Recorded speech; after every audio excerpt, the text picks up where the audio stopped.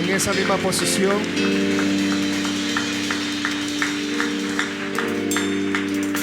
Vamos a recibir al portador de la palabra de Dios, nuestro hermano Franco Ocampo. Predíquenos la palabra de Dios. Amén.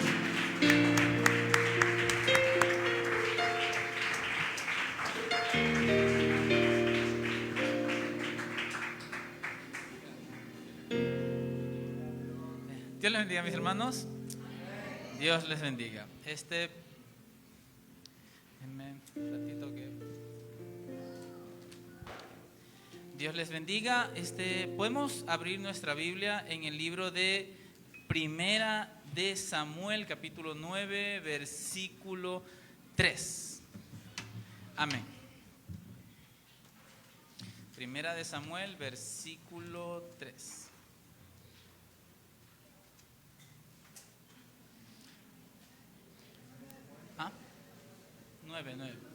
Capítulo 9, versículo 3. Amén. En el nombre de Jesús podemos leer su santa, perfecta palabra. Amén. Y se habían perdido asnas de Cis, padre de Saúl, por lo que dijo Cis a Saúl su hijo: toma ahora contigo alguno de los criados y levántate y ve a buscar las asnas. Amén. Mis hermanos, podemos alzar nuestra mano, vamos a elevar una oración a nuestro Dios. Padre amado, gracias te damos, Dios bendito, por esta oportunidad, Dios todopoderoso, de escuchar tu palabra. Padre santo, que tu palabra sea limpiando, Señor, nuestro entendimiento, nuestra mente, guardándonos, cuidándonos, Señor. Padre bendito, en el nombre de Jesús te damos las gracias por este momento, Señor. Señor, úsame, Dios mío, para hablarle a tu pueblo, que hable, Señor, Dios mío, palabras que edifiquen a tu iglesia. Padre Santo, en el nombre de Jesús te damos las gracias. Amén. Amén. Hermano, Dios le bendiga grande y poderosamente. Puede tomar su asiento.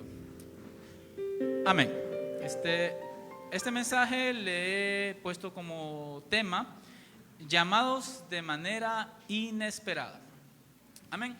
En el libro de Samuel, en el capítulo 9, comienza a redactar la historia de cómo Samuel conoce a Saúl. En ese tiempo ya Saúl era un joven. La palabra de Dios dice que Saúl era un muchacho bastante alto, era el más alto de su aldea, de su tribu, la tribu de Benjamín, y era apuesto, que era de buen parecer. Entonces, previamente el pueblo de Israel se había acercado a Samuel y le había pedido un rey. Y Samuel lo tomó un poco mal, le disgustó un poco esta situación, ya que el rey de Israel era Jesús, Jehová. Entonces, nuestro Dios le dijo a Samuel: tranquilo, Samuel, no te han despreciado a ti, han despreciado a mí. En este caso, Dios accedió a darles un rey al pueblo de Israel. Pero eso sí, Dios le dijo: mira, este muchacho, este rey, te va a cobrar impuestos, va a tomar tus hijos para la guerra, se va a llevar a tus mujeres, va a hacer de todo. Y aún así lo quieres. Y el pueblo de Israel dijo sí. Y entonces Dios seleccionó a Saúl. Hay muchos que dicen que no, que Saúl no fue escogido por Dios, sino que lo escogió el pueblo. No, la Biblia dice que Dios escogió a Saúl. Dios lo escogió, la palabra de Dios dice textualmente eso. En este caso, lanzaron suertes, la suerte cayó sobre Saúl y Saúl comenzó a ser rey de Israel. Pero antes de ser rey, Dios, podemos decir así, coordinó una reunión inesperada. Todos sabemos que Dios es el papá de los ingenieros. Dios es un Dios de procesos. A Dios le encantan los procesos, les fascinan los procesos, y poco a poco comenzó a trabajar con la vida de Saúl. En este caso, en el versículo 3 dice que un día Cis, que era una persona que aparentemente se dedicaba, como todos en Israel, al campo, a tener sus animalitos, a tener sus sembríos.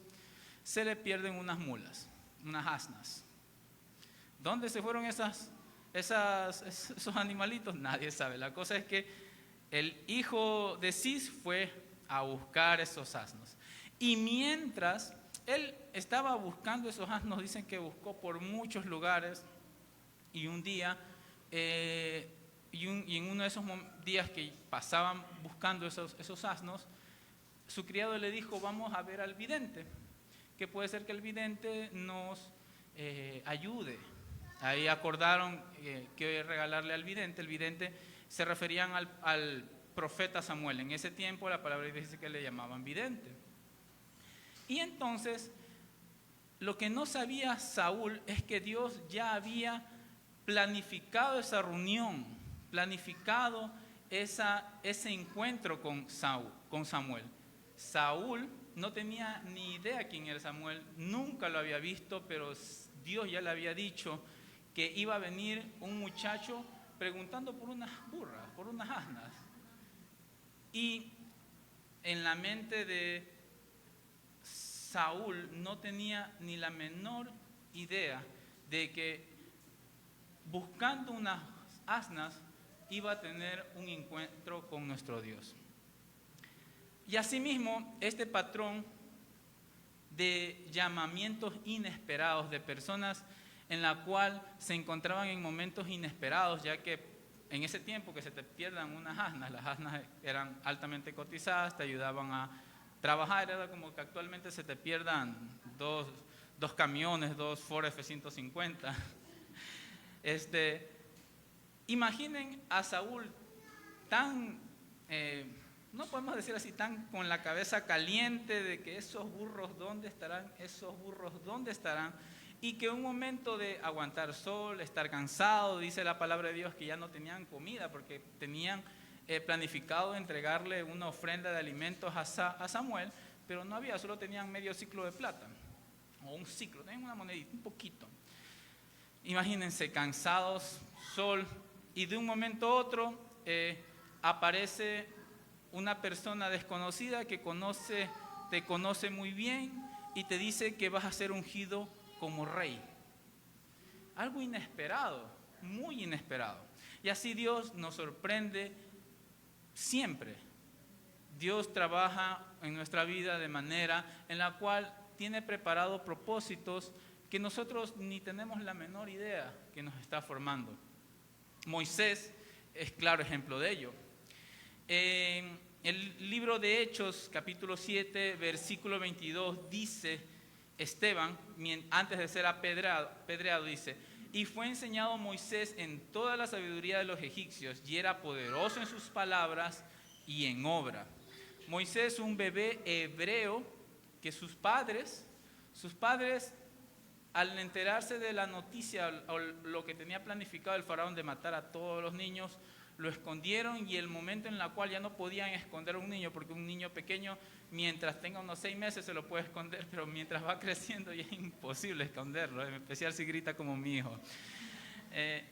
Y entonces, ellos tienen en esta dificultad, en toda esta crisis, Dios mío, que te maten a un hijo de la manera más vil y cruel, ellos lanzan a Moisés al río Nilo, y el río lo lleva a la hija de Faraón, y la hija de Faraón coge al niño, lo cría como un egipcio en la casa, entre la realeza, con la mejor educación, el mejor alimento, con muchas oportunidades. Dice que Moisés fue un arquitecto que ayudaba a construir muchas edificaciones, y él fue tan cercano al Faraón, y Dios lo puso en ese círculo social con un propósito. Al Moisés sentir que él estaba en ese propósito, podemos decir que se aceleró, se equivocó y mató a un egipcio. Mató más o menos a sus 40 años, ya de adulto, ya no era un muchacho, era un hombre adulto pensante. Se le pasó por la cabeza: yo soy hebreo, puede ser que Dios me eligió para liberar a mi pueblo y vio que un egipcio estaba maltratando a un hebreo. Y entonces Moisés tuvo la excelente idea de matarlo. Hablando irónicamente, claro. Y entonces, ¿qué ocurre? Tuvo que escapar de Egipto hacia la tierra de Madián a sus 40 años, prácticamente como un prófugo.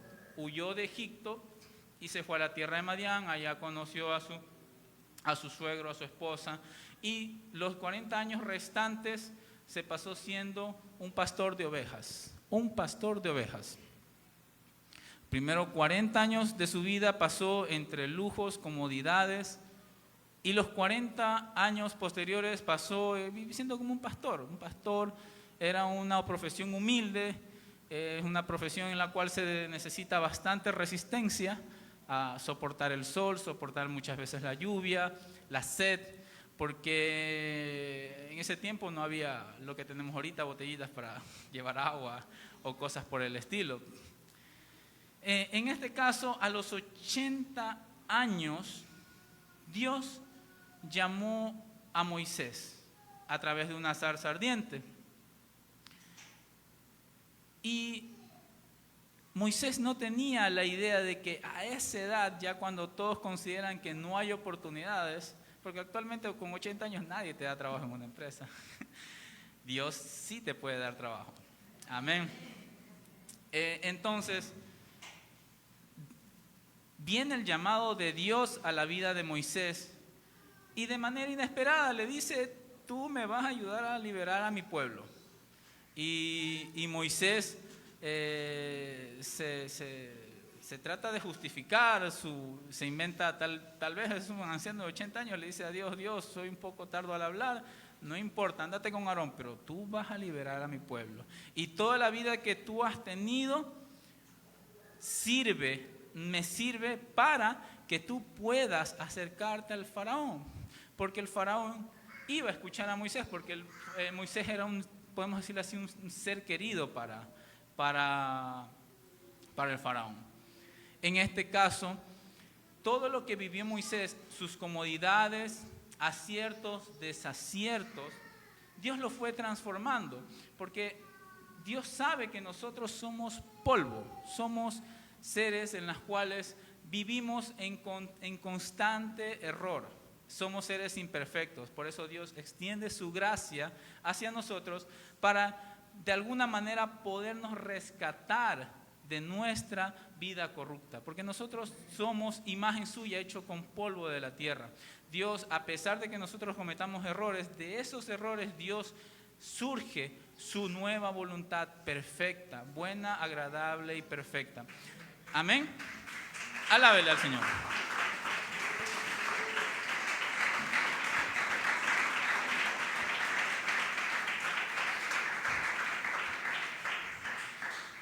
Gloria a Dios. Asimismo pasa con David. David, un niño que también se dedicaba al pastoreo de ovejas. La palabra de Dios dice en 1 Samuel capítulo 16 versículo 1 de la siguiente manera: dijo Jehová a Samuel: ¿hasta cuándo llorarás a Saúl, habiéndolo yo desechado, para que no reine sobre Israel? Llena tu cuerno de aceite y ven, te enviaré a Isaí de Belén, porque uno de sus hijos me ha provisto de rey. Amén. Mientras Saúl hacía y deshacía, Dios se había fijado en un muchacho. Dios se había fijado en alguien que lamentablemente fue menospreciado por sus hermanos o su familia. Un muchacho que se dedicaba al campo, se dedicaba a cuidar unas ovejas, y en ese tiempo, el que cogía un oficio, se moría con ese oficio. Ahorita usted puede ser lo que usted desea hacer. Usted es una persona que sabe leer, sabe escribir, tiene independencia, no es siervo. Usted si quiere trabaja, si quiere no. Usted tiene más libertades, porque a lo largo de la historia, muchas veces con base a los errores que ha cometido la humanidad, han ido otorgándonos derechos. Antes no era así. Antes uno nacía, los padres le enseñaban un oficio y con ese oficio se moría. Así era la vida. Ahora si usted por ejemplo es doctor, mañana quiere ser abogado, se mete a una universidad y es abogado. Usted se cansó de ser abogado, quiere ser pastor, deja todo botado, se congrega, se entrega a Cristo, estudia la palabra de Dios, va al ministerio y es pastor. Claro, conforme a la voluntad de nuestro Dios. Pero usted tiene la libertad de ser lo que es. Antes, una persona que era dedicada, por ejemplo, a ser un pastor de ovejas, era pastor de ovejas y le decía, tú eres pastor de ovejas, anda, cuida tus ovejas, tú no sabes nada más. Y así era la vida. Así era lamentablemente la vida. Y un niño a su corta edad, que lo único que aparentemente la gente creía que él sabía hacer era cuidar ovejas. Cuidar ovejas, y él mientras cuidaba ovejas aprendió a matar osos y leones. Él cada vez que venía una de estas bestias a tomar una de sus animalitos, él no veía la crisis, no veía el problema. Él rápidamente trataba de buscar una solución. Amén. En el idioma japonés, la palabra crisis también significa oportunidad. En este caso, todos los infortunios que le venían a David, que se cruzaban en su vida, él de alguna manera veía el lado positivo o luchaba con esa situación, no se dejaba enterrar por las malas situaciones, y esto le agradó a Dios. Tanto Dios, tan agradable fue a sus ojos que Dios, mientras ya descartó a Saúl, porque Saúl incluso ya cometió atrocidades por ejemplo, Saúl fue autor de un genocidio. Había un pueblo que se llama Gabaón, donde están los gabonitas, que simplemente Saúl dijo, mátenos, y mandó a su ejército a matar a los gabonitas, siendo que tenían un acuerdo de paz. Todo esto disgustó mucho a Dios, porque Dios detesta a los derramadores de sangre inocente.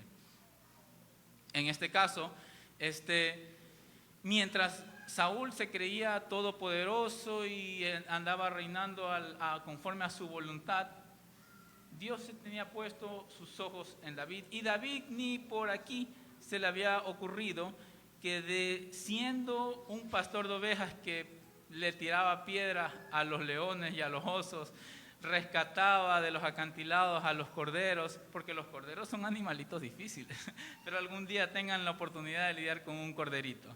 Los corderos, mi abuela tenía borregos, corderos allá en Cuenca, donde ella vivía, y esos animalitos están tranquilos y de un momento a otro te dan un cachazo. Te tumban esos animales tan lindos y tan suavecitos. O sea, son traicioneros. Entonces, David, todo lo que él había vivido como pastor de ovejas, de alguna forma le ayudó. Tanto al momento de luchar contra Goliat, le dijo al rey Saúl, rey Saúl, yo he matado leones y osos, no voy a poder con ese incircunciso atrevido. En este caso, muchas cosas suceden en nuestra vida, muchas cosas ocurren en nuestra vida, pasan, nos golpean, nos hacen pecar, nos revuelca, nos da en el piso un patazo en la boca del estómago, nos traicionan, porque la traición duele. ¿Y sabe por qué duele la traición? Porque nunca viene de un enemigo, la traición viene de un amigo en que confiamos. Pero todas estas cosas que pasan en nuestra vida nos ayudan para bien, porque Romanos en el capítulo 8, 28 dice, y para los que aman a Dios, y sabemos que a los que aman a Dios, todas las cosas nos ayudan para bien. Esto es conforme al propósito que han sido llamados. Todas las cosas que nos pasan nos ayudan. Por ejemplo, a veces estoy con Miguelito y Miguelito le da por gritar duro, y yo lo abrazo y soporto sus gritos, y yo sé que Dios está formando mi paciencia. Y hay veces que usted está en el tránsito y el de adelante no quiere avanzar y ya está en verde. Y usted cordialmente presiona el claxon para que se avispe. y por ahí se frunce, pero es por el sol. Pero todas estas cosas nos ayudan para bien. Si a usted lo han estafado, si a usted lo han despedido, lo han tratado mal en el colegio, todas estas cosas nos ayudan para bien. Si a usted se encontró un billete de 20 o lo promovieron, le dieron el trabajo que soñaba, todas estas cosas nos están formando de un momento a otro para el inesperado llamamiento de Dios. Todas esas cosas que usted está viviendo, aprendiendo, pronto Dios le va a tener una respuesta, claro, para su servicio, para su obra. Porque difícil es conocer el corazón del hombre. Dice que el corazón del hombre solo lo conoce nuestro Dios. Solo nuestro Dios conoce nuestro corazón. Usted no conoce su corazón, usted no sabe quién es. Nosotros somos seres imperfectos. Amén. ¿Y quién conoce a Dios? ¿Quién conoce su justicia? La justicia de Dios no es igual que la justicia del hombre. No. La palabra de Dios en Romanos 12:19 dice que nos abstengamos de la venganza, porque el Señor dice: mía es la venganza, yo pagaré. ¿Y cómo paga Dios? Dios no es hombre. La justicia de Dios es totalmente diferente. Y hay veces que Dios, por ejemplo, Jesús hacía justicia en Palestina, en Judea. ¿Y qué ocurre? Los fariseos se enojaban. Encontraba a un ciego, le daba la vista y los fariseos se enojaban. Incluso dio una parábola en la cual habla de unos trabajadores que comenzaron a trabajar desde las 6 de la mañana y habían pactado con el Señor por un denario. Y dice que eso de las 3 vinieron otros trabajadores y comenzaron a trabajar, y ya se hicieron las 5, o sea, terminaba a las 6 de la tarde el trabajo y estos señores empezaron a las 5 a trabajar. Solo trabajaron 1 hora. Y dice que el Señor a todos les pagó un denario. Y los que habían empezado desde las 6 de la mañana se enojaron. Pues, oye, ¿cómo a estos que solo trabajaron 1 hora le diste un denario a nosotros que tenemos aquí aguantando sol desde las 6 de la mañana?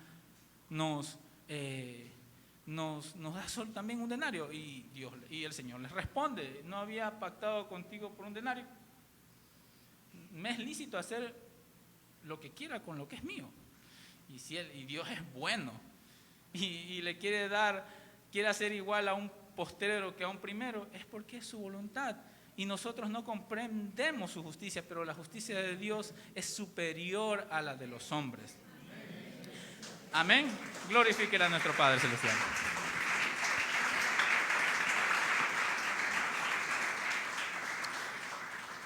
Y yo no señalo ni tampoco regaño a los señores que se enojaron con los que solo trabajaron 1 hora y recibieron un denario. Porque también hace una parábola, habla de que los postreros serán primeros. Imagínense estar en el banco más lento. No voy a nombrar bancos, pero es uno de color amarillo. Ya. Y digamos que lleva usted 1 hora haciendo fila. Y viene una persona y usted ya está aquí, ya está como para llegar al cajero, y viene el guardia y le dice: ustedes todos los últimos, pasen. ¿Quién no se va a enojar? Pero ya tengo aquí 1 hora, muevan la mano.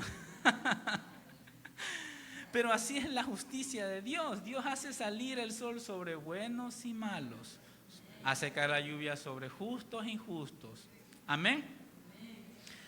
Y es que muchos se preguntan: ¿por qué? ¿Por qué ocurren estas cosas? ¿Por qué tanto proceso? ¿Por qué a la gente buena le pasan cosas malas? ¿Por qué ¿Por qué? O sea, hay muchos cristianos con cáncer, muchos cristianos pasando necesidad, sin empleo, en la cárcel, por cosas injustas. Muchas cosas pasan y uno dice, ¿por qué Dios permite cosas malas a la gente buena? Pero la respuesta es fácil. Es que no hay gente buena. Todos somos malos, dice la palabra de Dios. Todos somos pecadores. Dicen que al cielo solo va gente buena. Eso es mentira. Si eso fuese verdad, tendrían que hacer el infierno más grande, porque nadie es bueno. Todos somos pecadores, cometemos errores y solo somos salvos por gracia. Por la gracia de nuestro Señor Jesucristo. Amén.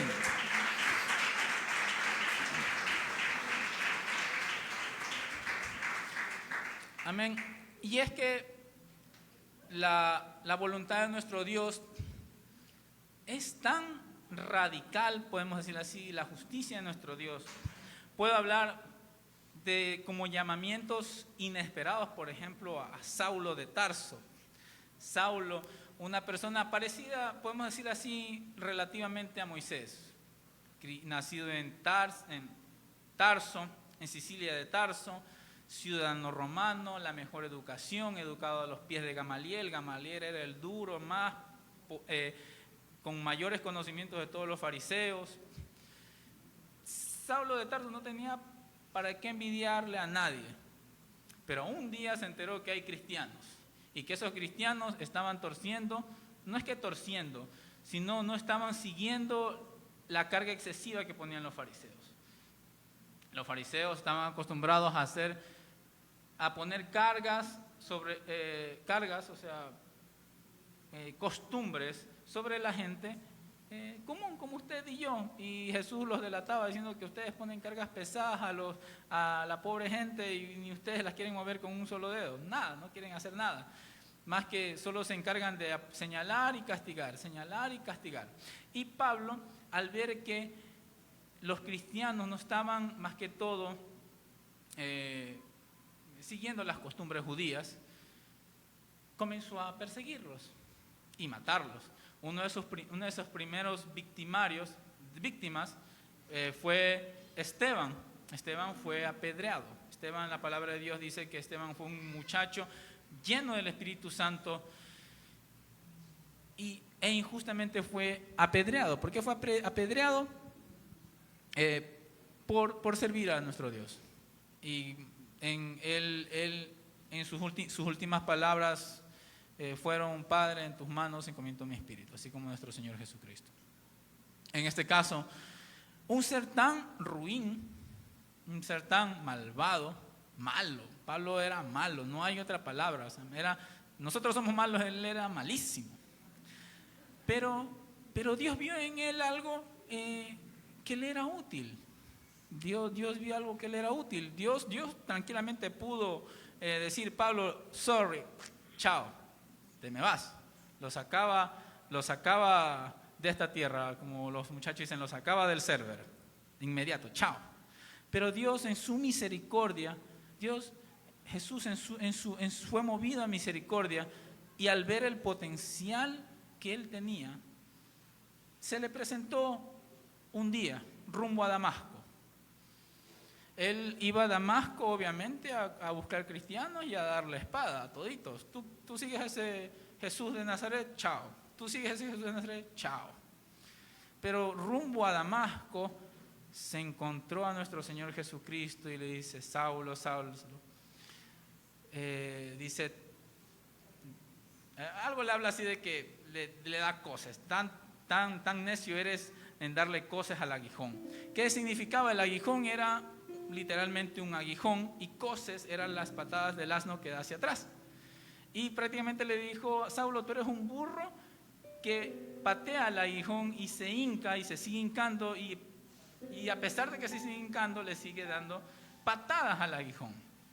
Y Saulo le dijo: ¿quién eres tú? Yo soy Jesús. Lo dejó ciego. Después fue a la casa de Simón, no recuerdo, pero Dios le devuelve la vista, y en ese momento que Dios le devuelve la vista, Saulo cambia su mentalidad, cambia su perspectiva, su vista, cambia cambia todo lo que él tenía en su mente hacia los cristianos, cambió de un momento a otro. Él no estaba preparado, él tal vez tenía una vida ya planificada, decía, bueno, ya mato a esos cristianos en Damasco y de ahí me voy, no sé, me voy a tomar un juguito al mar Mediterráneo. Pero todo eso cambió cuando tuvo un encuentro con nuestro Dios. Y así es Dios. Dios, cuando se enamora de alguien, no lo suelta. Dios se le aparece, lo encuentra, le revela toda su palabra y esa persona nunca abandona al Señor. Y si se llega a apartar, con lazos de amor lo trae de nuevo. Porque así es el Señor. ¿Quién lo comprende a nuestro Dios? Y a veces yo me pongo así a pensar, a Dios honestamente no hay que entenderlo, a Dios hay que obedecerlo. Hay que tratar de obedecerlo, porque su palabra lo dice así y Él es perfecto.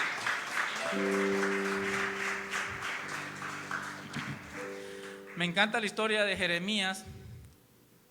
En Jeremías en el libro de Jeremías habla en el capítulo 1, el versículo 4, dice: y vino palabra de Jehová diciendo, antes que te formaste en el vientre te conocí, y antes que nacieses te santifiqué. La palabra de Dios nos indica que desde que estamos en el vientre de nuestra madre, Él nos escoge, nos separa, nos santifica, nos selecciona para Él, nos llama, nos hace un llamado. Y está en nuestra decisión continuar. Es necesario